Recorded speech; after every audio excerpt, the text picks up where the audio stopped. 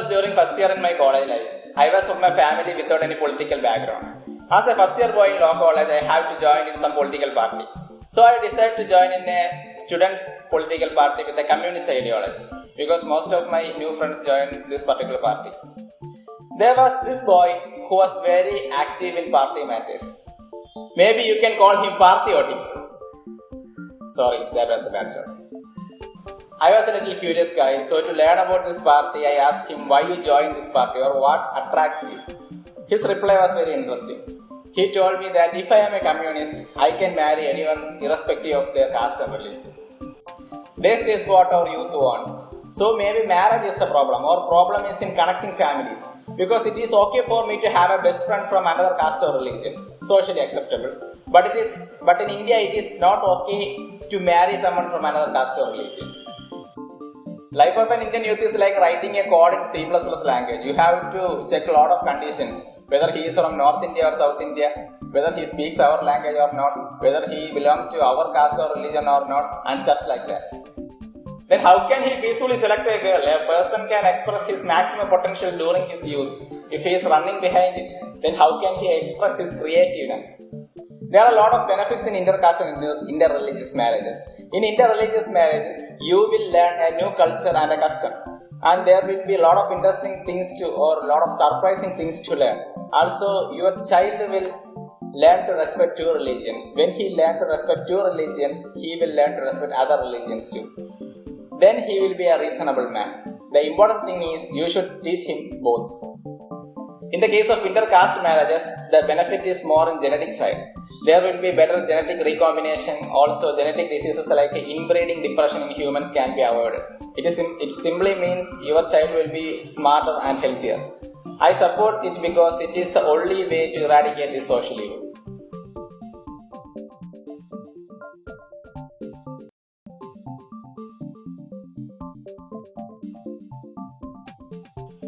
Even though I support intercaste and interreligious marriage, there should be an exception and there should be a classification. But this classification should be purely based on education qualification because education is a new culture. This classification is necessary for better family construction. Next is about caste system. As mentioned above, it is a defect you born with. One can change his religion but not his caste. When we look at the very origin of caste system, it is basically classification of people based on their educational qualification, wealth or the kind of work done by them. The one who serves the god gets the top of the list. The second guys are the one who serves the king, and the list goes on like this. When we compare it with the present situation, the top list should be occupied by the one who serves the government. God is another department now. This list includes from CPAs to IAS officers. So today, the yardstick of classification should be purely based on educational qualification. Education means quality education.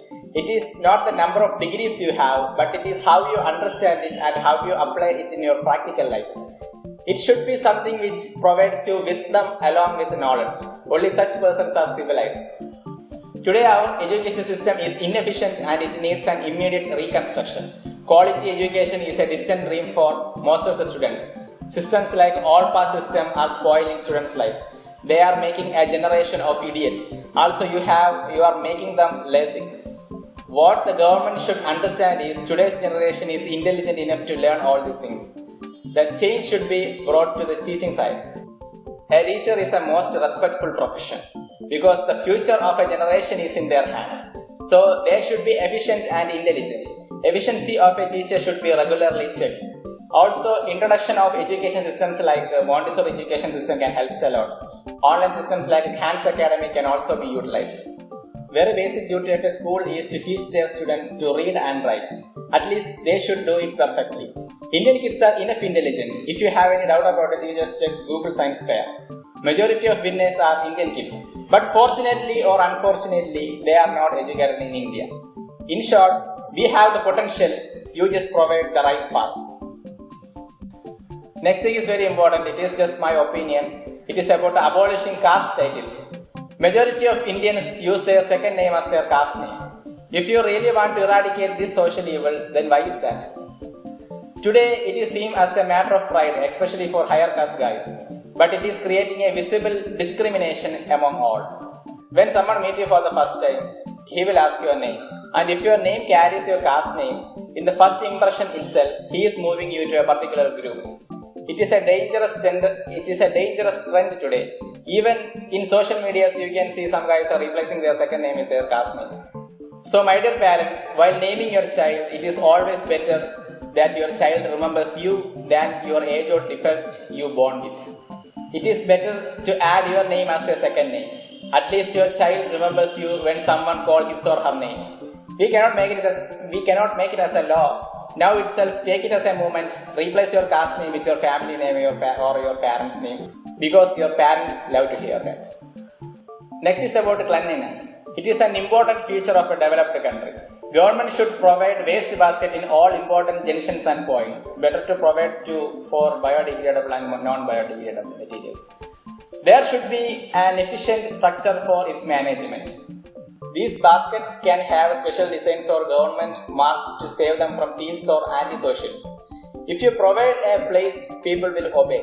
Maybe at the beginning there will be some habitual guys who do not obey, but by time and effective law and punishment, they will follow others.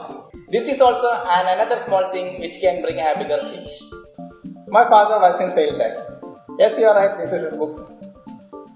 Actually, almost. Sorry, Papa. He is a very honest and hard-working man. My mother always complains that he loves his work more than his family. Every time someone asks me about my father's profession, and when they hear that he is working in sales tax, then the next question is, will he get a lot of bribe or not? Every time I am a victim of this annoying question. He is a good man, but one day I decided to ask him the same. He replied with a Bible quote. It was like this: "What I gifted you as my blessing shall be gifted to you by others as well." It means, if God bless you with something like a job, then it is your duty to help others from that blessing. This is my inspiration. So my dear friends, do not allow anyone to control you and your thoughts. Always remember, we are fighting for nothing. Learn to become a reasonable man. This world is a wonderful place. Let this ignorance end with us. Thank you. கண்ணாளா இவ்வாறு பேசுவதால் இந்த உலகம் நம்மை பழி கூறாதா? எந்த நாருயிர் நீ